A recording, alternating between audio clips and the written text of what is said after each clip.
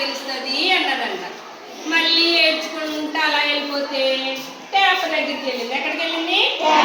కుళాయి నీళ్ళ దగ్గరికి వెళ్ళి కుళాయి పట్టుకుంటే కుళాయి నీళ్ళు వస్తుంటే కుళాయి నా పేరేంటో చెప్పవా అన్నదంట.